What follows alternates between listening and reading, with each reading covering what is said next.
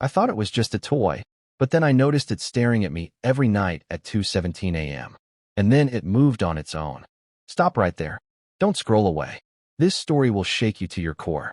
Listen closely, because by the end, it will show you a truth you never expected. What you think is just a story might be closer to your reality than you realize. In a quiet town in Ohio, USA, where the streets emptied after 6 p.m., Megan stopped in front of an old thrift store on her way home from work. The store had always seemed strange. Its windows were yellowed with age, and the items inside appeared frozen in time. Megan hadn't planned on going in, but for some reason, that day her feet carried her inside. As soon as she entered, a chilling cold ran through the air, even though the heater was on.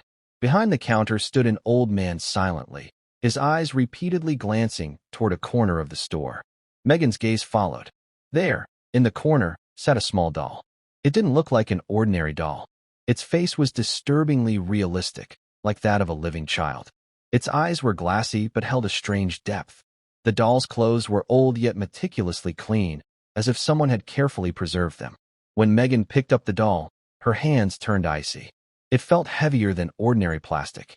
She asked the shopkeeper the price. Without looking at the doll, the old man said, $3. No returns. There was no threat in his voice, yet something about it was so firm that Megan didn't ask another question. She paid, placed the doll in her bag, and left the store. As soon as she stepped outside, it felt as if someone had closed the store door from the inside. And at that very moment, Megan realized for the first time that maybe she hadn't bought the doll. The doll had chosen her.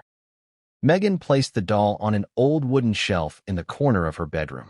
She told herself it was just an old thing, a toy, one she would give to a child the next day. But as soon as she turned off the lights, a strange feeling washed over her, as if something in the room was wrong. At 3:07 a.m., Megan's eyes suddenly snapped open. The room was completely silent, but the silence didn't feel natural. Even the ticking of the clock seemed to have stopped. She turned slightly, and instinctively her gaze fell on the shelf where the doll sat. The doll's eyes were open. Megan's heart raced. She clearly remembered closing the doll's eyes before going to sleep. She got out of bed, turned on the lamp, and stared at the doll's face. Its eyes were indeed open, staring straight ahead, as if waiting for Megan to wake.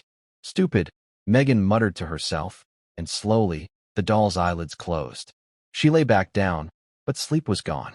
A few minutes later, the same strange feeling returned, like someone was watching her. Summoning her courage, she looked at the doll again. Its eyes were open once more. This time, Megan didn't move from the bed. Her body was frozen. She just stared at the doll, which remained perfectly visible even in the dark. Its glassy eyes held no light, yet they didn't seem empty either.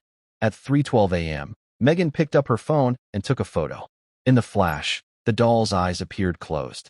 But when she checked the image in her gallery, the doll's eyes were open, and they were staring directly at the camera. The next morning, Megan tried desperately to convince herself that everything from the night before had been her imagination. Perhaps her sleep-deprived mind was playing tricks on her. She placed the doll back on the shelf, this time perfectly straight, and decided she wouldn't pay it any attention. In the afternoon, with sunlight streaming clearly into the room, Megan picked up her phone. She thought that if she recorded a video, it would help reassure herself that there was nothing strange about the doll. She turned on the camera and hit record.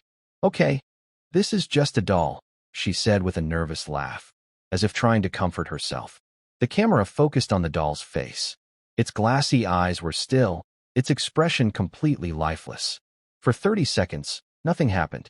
Megan let out a small sigh of relief and was about to stop recording when something on the screen caught her eye. She replayed the video from the beginning. The first 10 seconds, all normal. The next 10 seconds, the doll remained perfectly still. The final 5 seconds, the doll didn't blink. It smiled, but it wasn't an ordinary toy smile.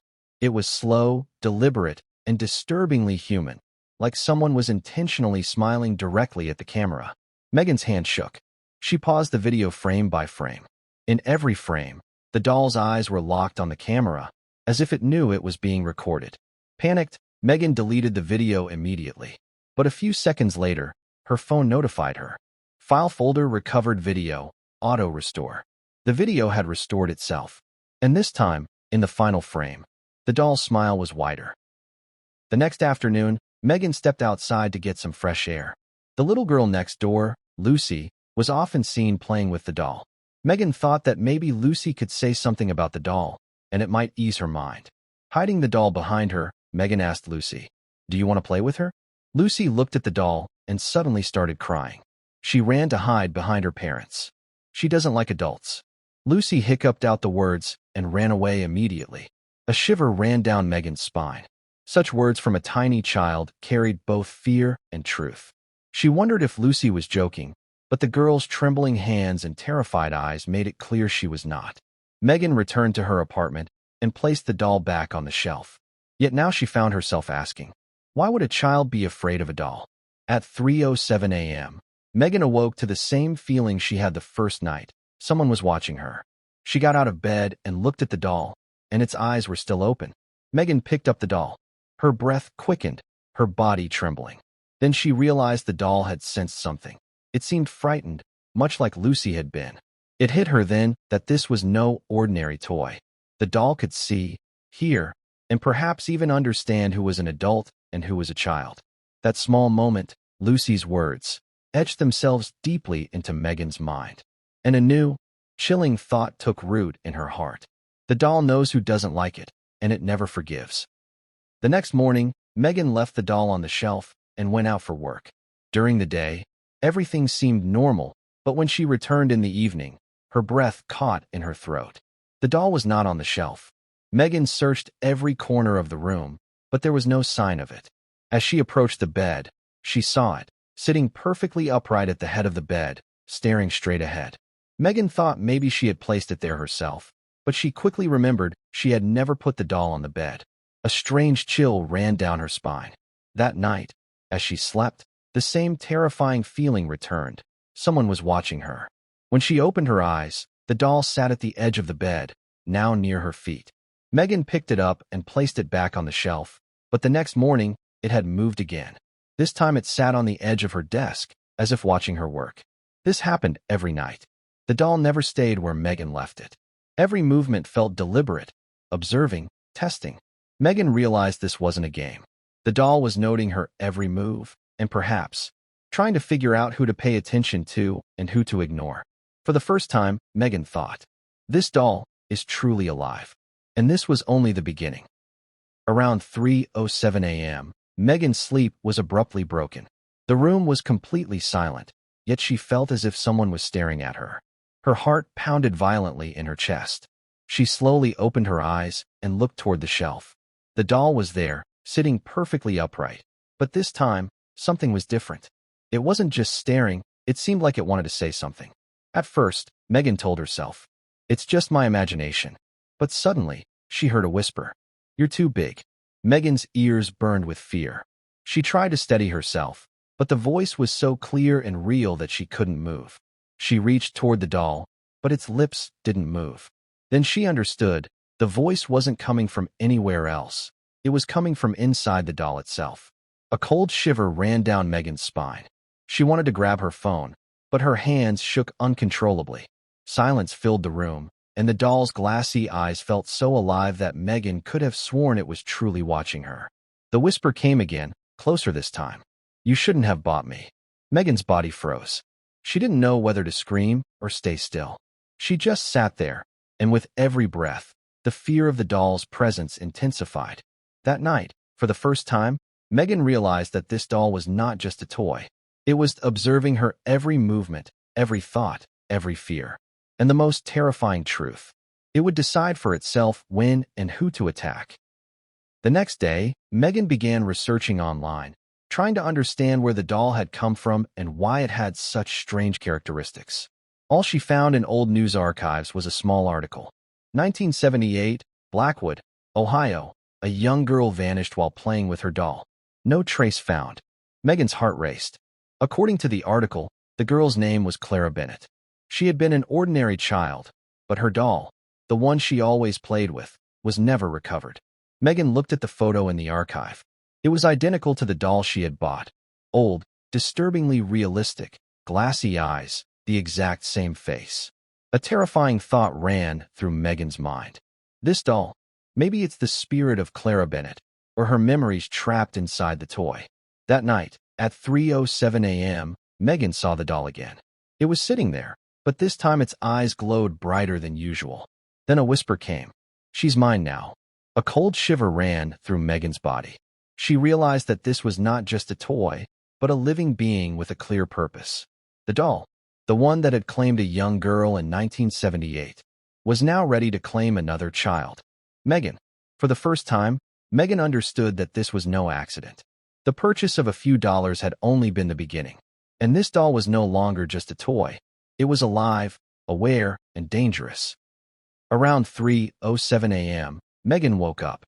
She was in her bedroom, but the silence, unlike anything she had felt before, seemed to come from every corner of the room. Her gaze fell on the shelf, and her heart skipped a beat. The doll was gone.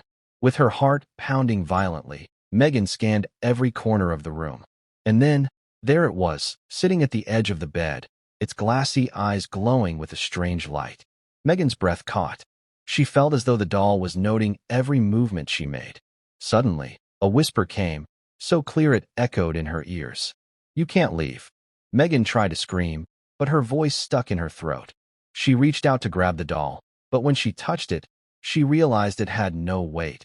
It was like a shadowy entity, part living, part unnatural. The doll slowly moved toward the bed. Megan's heart raced uncontrollably, each breath sending a chill down her spine. And then, the doll tilted its head, and in a soft yet terrifying whisper said, "Now you're mine." Megan blinked, and when she opened her eyes, the bed was empty. Only the doll remained, back on the shelf, with Megan's scattered belongings in between, as if she had simply vanished. Megan knew this was no dream or trick of the mind. The doll was truly alive, and for the first time, it became painfully clear that she could no longer control it. The next morning, Megan woke up in her apartment, but everything felt strange and different. Items were scattered everywhere, as if some powerful presence had roamed the place during the night. The doll sat on the shelf, but this time its eyes were filled with a dark mist, like a shadow standing alive and alert in front of her. Megan's heart pounded violently. She picked up her phone to call 911, but all she heard over the line was the same whisper. "No one can save you." Suddenly, the apartment lights dimmed. Shadowy shapes began to move across the walls. The doll slowly stepped onto the floor, and with each tiny footstep, a chilling, shivering cold spread across the room. Megan tried to open the door, but it felt as if it had been sealed shut. Everything around her seemed to grow, and the doll approached, sitting right in front of her, its face close, its eyes piercing straight into her heart. A whisper echoed, "I've been waiting for you forever." Megan tried to scream, but no sound came out. In that moment, she realized the doll was not just a toy. It was the spirit of a bygone era, searching for its owner. In the next few moments, everything slipped from Megan's hands, and she herself transformed into a shadow, as if the doll had drawn her into its world with its power. And the doll returned to the shelf, as if nothing had happened. Yet in its eyes remained that same living, alert, and dangerous light. Megan never returned. Days later, neighbors began reporting strange occurrences. Megan's apartment was empty, but the same old doll remained on the shelf. Its eyes, exactly the same glassy, shining, and lifelike eyes. People said that anyone who entered the apartment felt the doll's gaze following them. And sometimes, at 3:07 a.m., a whisper could be heard. "She's mine now." The neighbors did nothing. They simply locked their doors and kept their distance. But the doll, it remained, sitting silently on the shelf, watching, knowing everything. One day, the thrift store owner opened his shop and found a new doll sitting in front of him. This doll, identical in appearance to the old one, but in its tiny hands was a small paper slip that read, "Drop of blood, next one is waiting." No one had written these words, and the owner never touched the doll. It is said in the town that whoever buys this doll sees it at 3:07 a.m., and whoever blinks first never returns. The ending of this story leaves the listener questioning. Is it just an old doll? Or is it some ancient fear, alive again, searching for its next victim? And the most terrifying thought, if a seemingly innocent old doll is silently staring at you in your home, you will never know when it will move, or when it will whisper about you. "She's mine now."